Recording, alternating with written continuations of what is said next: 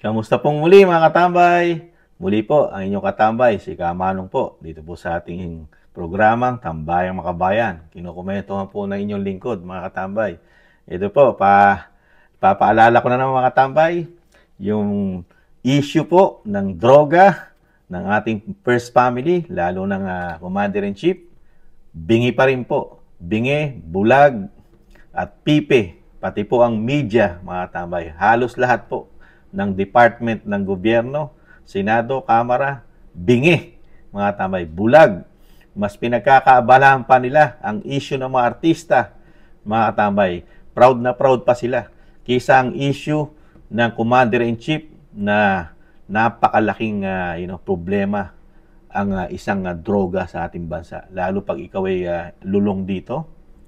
Pero sa kabila nun, iba po ang tinututukan din po ng ating mga mambabatas. Imbis na ang imbestigahan nila ang Commander-in-Chief dahil sa issue ng droga ng First Family at napakarami pang sangkot doon, di po ba?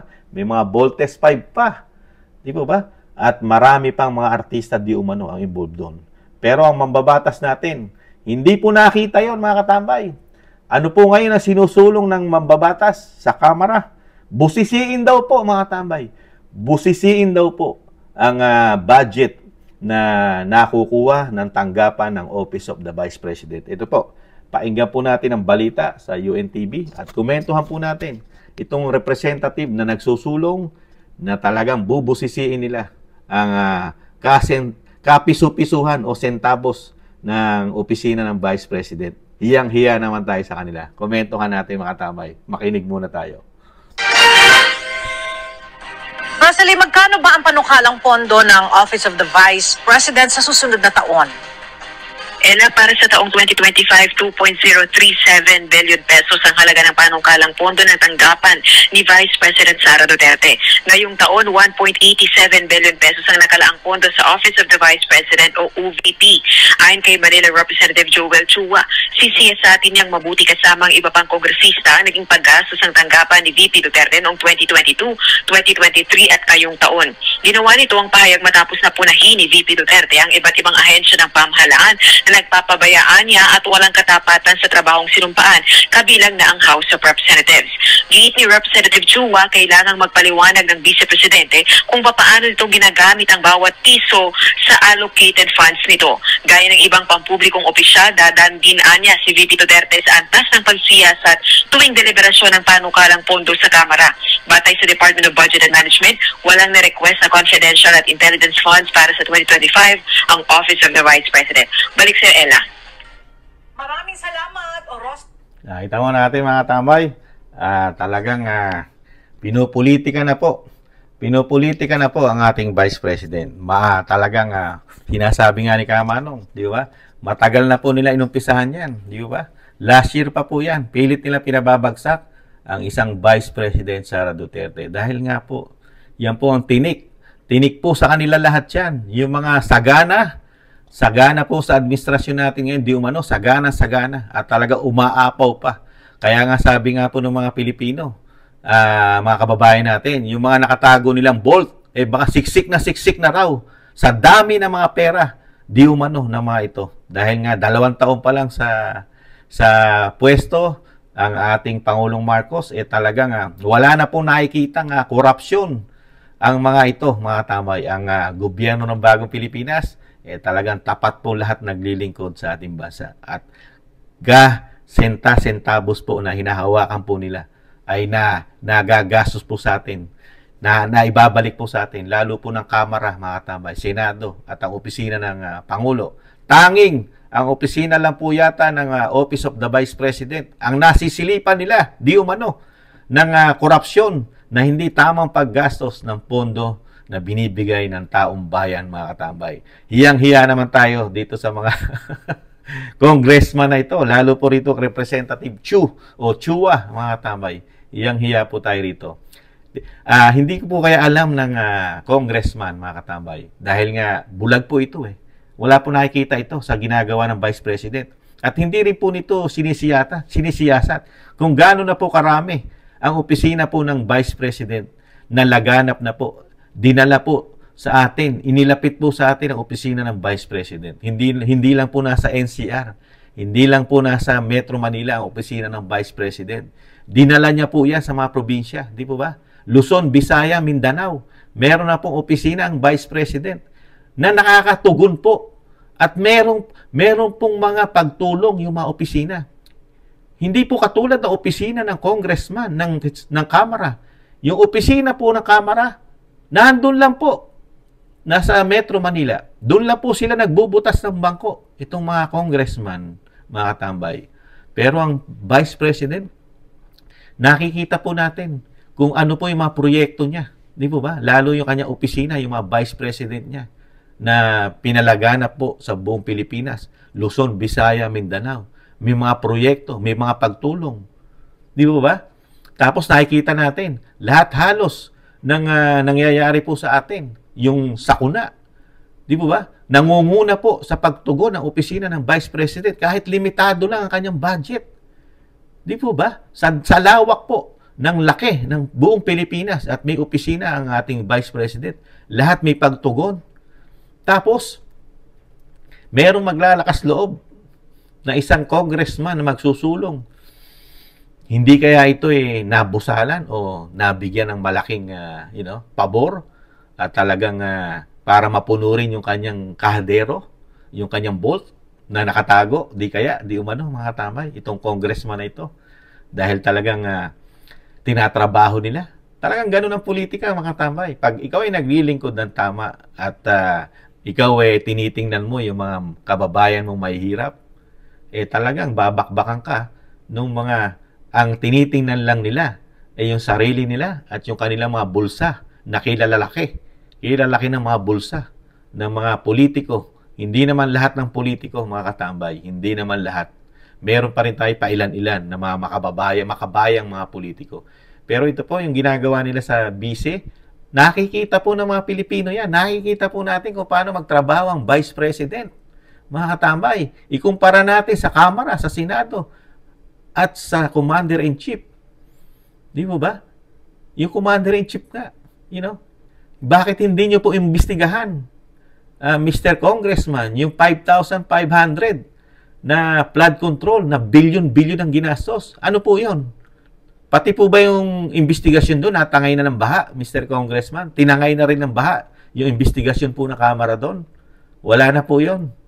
Saka po yung paglipat po ng pera na kinuha po sa PhilHealth na ilang billion po. Wala po rin tayong investigasyon doon.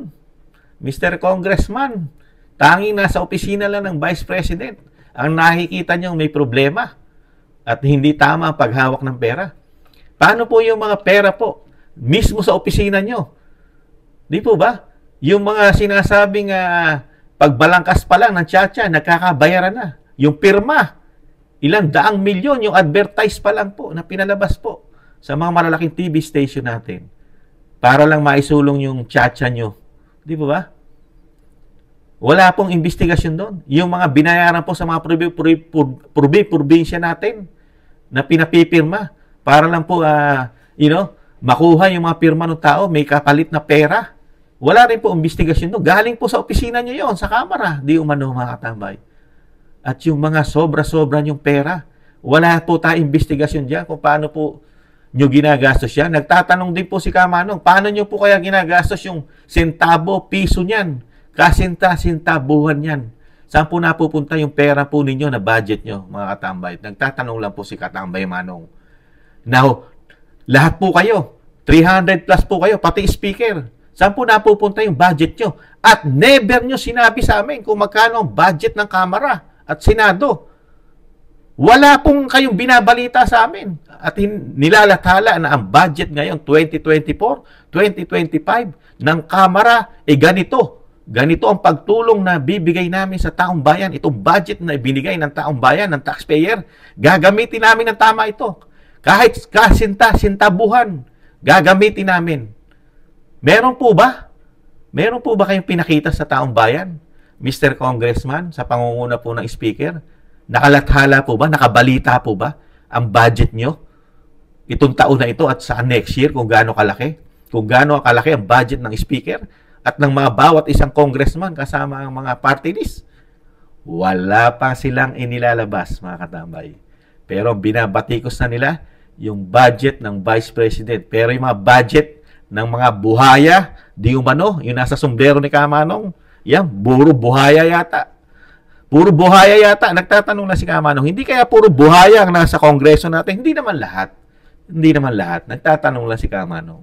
Hindi naman lahat ng mambabatas natin puro buhaya. Hindi naman. Baka naman si Congressman na Chu, hindi naman po buhaya. Baka naman po ito'y makabayan. Nakita naman natin. Baka naman isang araw, ilabas din ni Miss Chu, ni Mr. Congressman ang kanyang budget, kung paano naman niya ginagastos sa kanyang distrito. O mga kababayan, kung kayo po ay nasa distrito ni Representative Chu, ni Chua, magtanong din po kayo sa kanya kung saan niya po ginagastos yung piso hanggang sentabo na budget niya sa inyong distrito. Malaya po tayo magtanong, karapatan po natin yan. Kaya lang, kaya nyo bang gawin?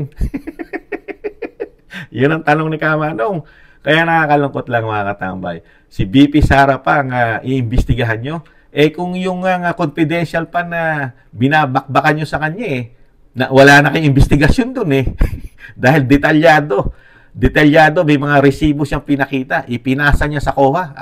Tahimik na kayo. Tamemi na kayo sa Vice President. Ngayon, ito naman. Dahil ito, part ng pamumulitika ito, mga katambay. Kaya gising na kami. Mr. Congressman, gising na po si Kamanong. Pati po ang karamihang mga Pilipino, gising na po sa mga pinaggagawa niyo po sa Kamara. Kasama na po ang opisina ng Presidente at ng Senado, di umano. Gising na po ang taong bayan, mga katambay. Di ba? Gising na tayo kung paano sila humawak ng pera ng bayan. Ito po, balik tanaw lang po natin. Meron po isang pari ang talagang nangihinayang po, mga katambay. Nangihinayang siya na yung sa pinag-umpisahan po ng panunungkulan ni dating Pangulong Duterte. At meron din po siyang pahayag dito sa mga politiko na ito, mga tambay. Pakinggan lang natin sandali. Na ang Duterte mabalik. Yung mga hindi pumalakpak, bahala kayo. Narin po kayo. Pansinin nyo, noong panahon niya na nakaupo, mga politiko'y takot na takot na gumawa ng mali. Pati pulis, pati sundalo, takot. Aba, biglang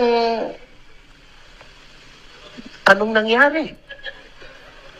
Ngayon ang mga kurakot mga nakaupo.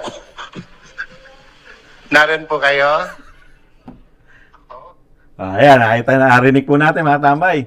Isang pong pari yan, isang obispo. Ngayon daw, nung panahon ni dating Pangulong Duterte, takot daw po kayong mga urakot, mga politiko, mga nakaupo, pati pulis, sundalo, di ba ba? Kayo na po, ano po masasabi niyo, mga tambay? Kayo na po tatanungin ko. May katotohanan ba yung sinasabi ng pare? Di ba ba?